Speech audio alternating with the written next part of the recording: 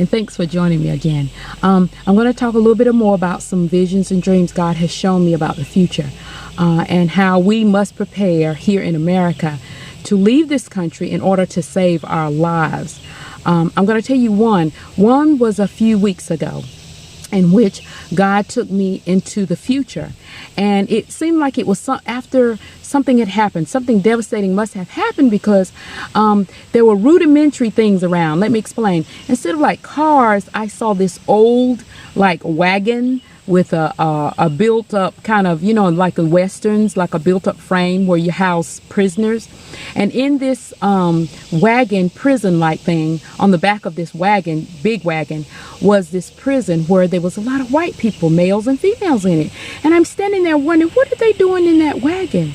Then I saw this man to the right of me. He was tall. I couldn't tell what race he was, but he seemed to be a little tan colored. And they seemed to all be talking in a huddle in this wagon. And then they all decided to rush. Of course, the wagon was locked with a lock.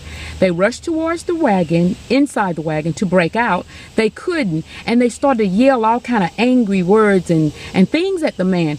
And this man who was standing on the outside just raised this great weapon. I don't know what kind of weapon it was, but it fired multiple times, and he just shot them all down.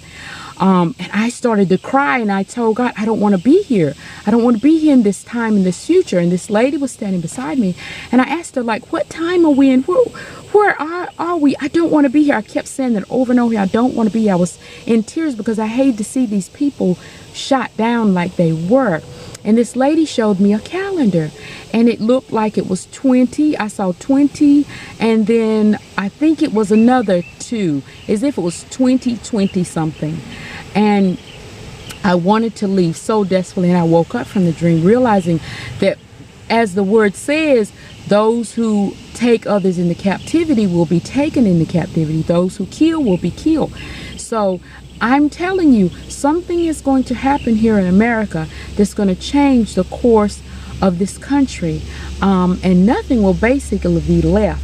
In my last episode, I talked to you about races, and God wanted me to purposely put that episode up to help everyone, African Americans and European Americans who live in this country, understand that races and the separating of races was the work of Satan. He deceived the European man into hating the very thing that would help protect him from the satanic darkness that has taken over this world, and specifically this country.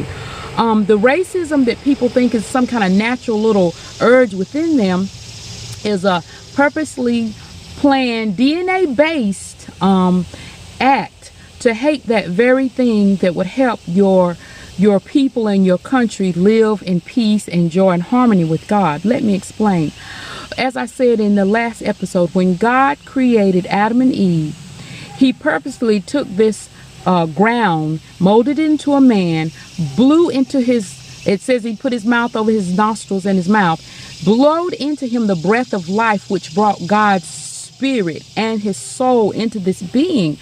In this creation process, because this fire from God is so hot, even the word said his face is 1,000 times hotter than the sun, it burnt this delicate skin to a burnt black, curled the hairs of his head, and caused his lips to swell, and nostrils to be spread.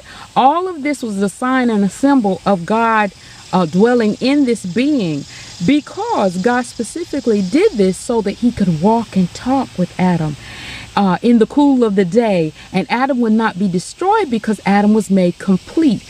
Burnt means made whole or complete. And so, in other words, that's why burning of the lamb on the altar came to be. In the burning of this lamb, it made that lamb complete and whole. Just like cooking food. If I lay raw meat on the counter, it's going to spoil quickly. If I cook it, burn it, it's going to stay longer, and you're going to be able to eat it. So it's the same way. All these things are pointing to the creation of the first Adam and Eve. They had to be dark and burnt in order that they could, absorb the sun, which in other words, absorb God's holy light. and his purity without being killed. So we must understand all this was a process. It was not to separate people from each other. It was a process. And so because Satan came, seduced Eve, and did what he did, it brought about other races through Adam and Eve. And so now we have this attack of each other, in which the real enemy is not each other, it's Satan himself. But the European Gentiles have been deceived into thinking the same way he thought. He thought he was more superior, that these black people that was being put in charge of the earth was ignorant, low beings. He had already been found out in heaven, so now he was rejected in the earth also as the guardian cherub. Or as I told you in the previous one, the warring angel. He was really put in the garden in the first, before God destroyed the earth the first time, to be a guardian angel to protect the earth. So now let's move on. The Lord wanted me to say one thing. He's put it in my spirit just a few days ago in a dream. He said, I want my people to know that, yes, I am the judge and I'm bringing forth judgment, but their hearts are the prosecuting attorney. In other words, your heart is going to determine what happens in America and to each individual. There's a lot of European Gentiles in America who say they're Christians, and a lot of them are good, kind people who love all people. But there are also Christian Europeans who, in their hearts, if Yahshua, and when he does come and they were still alive, and they see him in his original form of a black man, hatred within their heart in that very moment, separatist thinking within their heart. And so they would be judged in that very moment based on their heart. So God is warning us, we had better get our hearts right, embrace the truth of the true Hebrews, of the identity, the ethnical identity of Yahshua Messiah, Jesus Christ, so that you will not be judged because of what's in your heart. The heart cannot lie. You see, the mouth can lie. The facial expressions can lie. Our actions sometimes can even lie. But the heart will not lie. It's an open book. God can see into it and the truth anytime he wants to. So we can say we love God all day long, but if we don't love our brother who we can see, who is in the image of Yahshua Messiah and the ancient Hebrew people in America, and we can hate them, kill them, shoot them down, lie on them, say they're lazy and all kind of things, guess what? You hate Yahshua Messiah. And Satan has purposely deceived the whole world. And you know how he's did it? By causing the European Gentiles to put images and idols up of a white European Gentile man, when the Bible specifically tells us who and what the Hebrews were, and even tells us when it shows Jesus coming to the earth and God coming to the earth in many instances in the Bible, that his skin is like burnt bronze, and burnt bronze is black. Bronze is deep brown is in the beginning, and burnt, of course, you know what burnt means, that it's black. So we as a people, as a nation, we must atone for what we've done to the African Hebrew Israelites, because God also said a few days ago, he said, I am like a mother bear robbed of my cubs. Speaking of the African Hebrews who live in America, he is coming with a vengeance and an anger and a wrath that's unstoppable. And if we are wise, we will adhere and listen and humble ourselves, as the word says.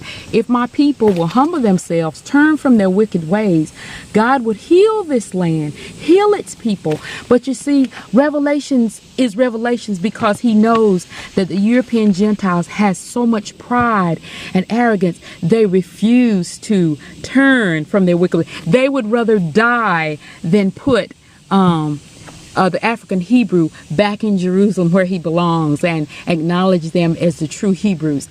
And God is saying, well, very well then. If you want to die, then you shall die. And he's purposely warning everyone, warning the African Hebrew Israelites so that they will leave, and any other Christians who are true to the word of God and aren't afraid to embrace God's truth, to make plans to make an exodus from this country, because shortly there will be a catastrophic event that this country will not recover from. So I'm going to keep bringing you these messages, and they're not just for you to hear and feel good and, oh, wonderful that this lady has spoken these things. It's in order for you to make some kind of plan to make a change.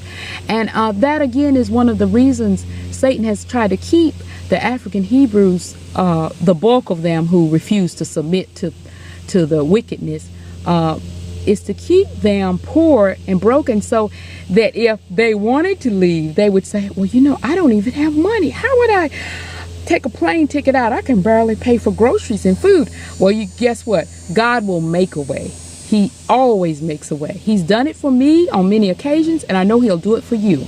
However, just as the African Hebrews who left the Egypt thousands of years ago, God caused those Egyptians and those who were ruling at that time to give into them bosoms of gold and silver, because they had gotten tired of beaten down by the curses and the things that was happening in Egypt at that time. God's going to do it again until this country humbles itself, repents of the evil that it's done, and embraces the truth. As I said before, when Bush was president, and he said on national TV, we neither owe neither reparations or an apology to the descendants of slaves. And the hair stood up on the back of my neck. I knew trouble was coming. Within a week or two, 9/11 happened, where the two towers were destroyed. So we must understand, we're dealing with God. We're not dealing with man and his traditions and the little church down the street. You're dealing with the creator of the universe, the only superpower who can annihilate whole continents. And if you do not humble yourselves, America, turn from your wicked ways, embrace the truth, this too will happen here. I hope you'll join me again for this word that God is bringing forth. Thank you.